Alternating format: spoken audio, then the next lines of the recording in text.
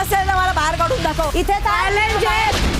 तिला काढलं ना, लय राग आलाय तिला. तुला कोण ओळखत नव्हतं ना, मराठी जनता म्हणून आली शो मध्ये.